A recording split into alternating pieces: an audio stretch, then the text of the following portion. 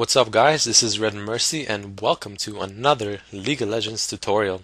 This time I'll be doing Lux, the Lady of Luminosity. So her skills are light binding, basically it's like Morgana's binding. She throws a little orb or whatever down the line of sight, or down a line of path, whatever you want to call it, and it binds the first two units it touches, enemy units obviously. And the difference is that as you can see, it does bind two enemy units, but the second unit that it binds does get 50% reduced effect, so 50% reduced duration and the 50% reduced damage. However, keep in mind that no matter what level, it is only 2-second bind, and obviously 1 second for the second target. So, I'm sure you can guess that I keep this at level 1 for quite a while. Her second skill, Prismatic Barrier. This is her main defensive skill, and what she does is she throws basically some kind of orb from her, or her wand, or she throws her wand, sorry. And basically what happens is that the second she throws it, she gets a shield on her that reduces incoming damage. And then all allies that get caught in the wand while it's getting thrown up, or away from her, get that shield as well. Then once it reaches the end point, the wand starts heading back, and the allies that hits over here will get that shield again. And then once it gets back to her, she gets that shield back. So no matter what, Lux will get that shield twice. So very useful skill. It can really save you in many situations and your allies. So you really need to learn how to throw that skill nicely.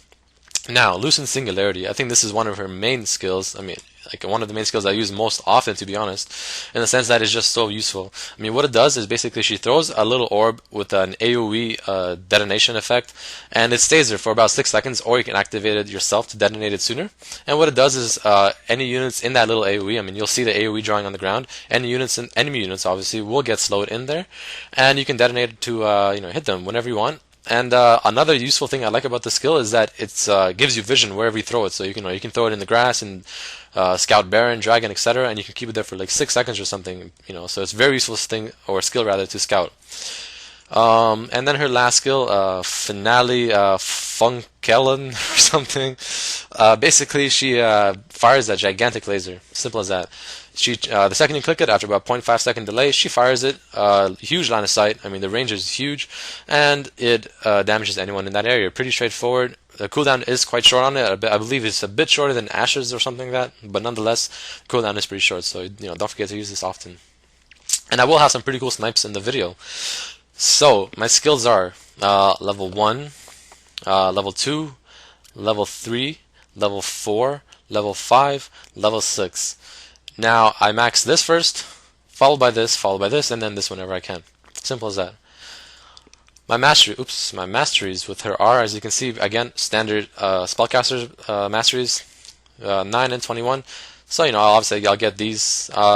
This is pretty useful on her, as she is not like a Sona character who only heals, as she doesn't even have a healing spell. The only spell that she has that doesn't do damage is her shield. So obviously this is pretty important on her, especially for her ultimate, I think. And this is all pretty basic. As you can see, I do get these two summoner spells. Now you can usually maybe replace Clarity with Clairvoyance, depending on what you like. But I do believe Flash is pretty essential on her. So yeah, let's move on.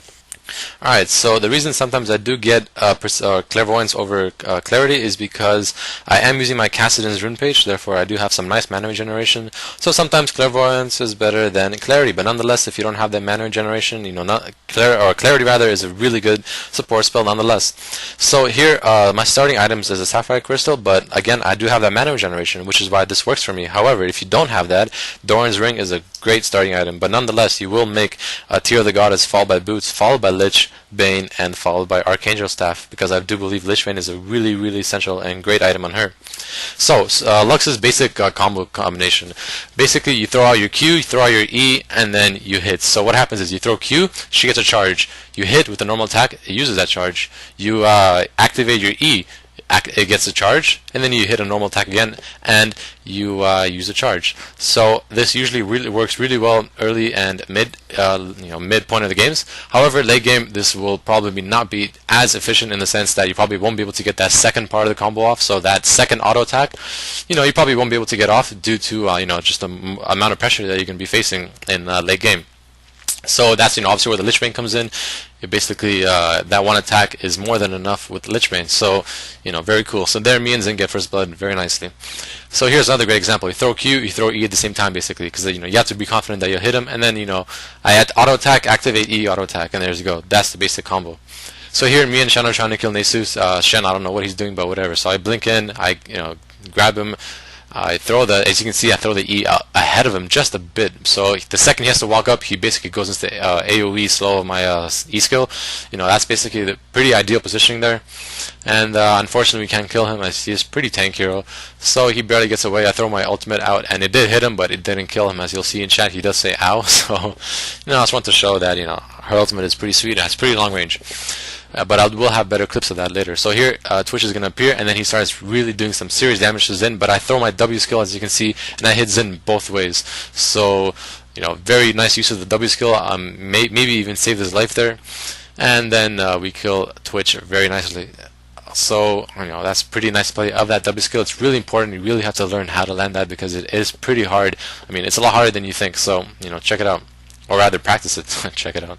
So there, Shen is being attacked by Twitch. So he exhausts him, and then me and Pantheon do go up there and, rape him pretty hard. I predict his movement, not too hard. And then, unfortunately, I do miss my W. As you can see, it's not as easy to land as you think sometimes in the heat of a game. But, with practice, you guys will be able to do it. So here, Twitch is running away, and I throw my ultimate, and then just at the tip of it, I get him. So, really nice snipe there, I think. But, nonetheless, pretty sweet ultimate. So there, as you can see, I do throw my E to scout. It's a great scouting skill. So, I always throw that, and you can let it chill there for a bit. It's like a free ward for 6 seconds. Really nice skill. And then we kill Nasus over here. As you can see, this time I do kill him. So, not getting away that time, Nasus. So, in this clip, I'm basically showing another gank with Lux. This is basically how you gank with her. As you can see, I throw my Q and E in there, and then Nasus smartly runs the other way. But then she, MF is pretty in a bad position. I see her, predict her movement, and then I, throw my ultimate and I kill her. Not too hard of a shot, but still pretty sweet. So here's just a great example of you can use your E skill to scout Dragon and Baron, like I mentioned. So don't forget that. It's like a free ward for 6 seconds. Why not? If you're there, throw it out. Check it out. What's going on there? You know what I mean? So here is a great gank that we do. Basically, Zin and Pantheon run over there, and they start attacking MF, and Pantheon does jump on her, and I see he jumped on her, she's stunned, so I throw my Q, throw my E ahead of her, and then she dies, and then she barely gets away, but then I throw my ultimate, and she obviously dies. So great use of ultimate as well. It's a great skill to get people that are running away. So here's probably my favorite kill of the game. As you can see, I do some nice damage on Twitch. He runs away, and then in the air I shoot the laser and I land it right on him and I get him.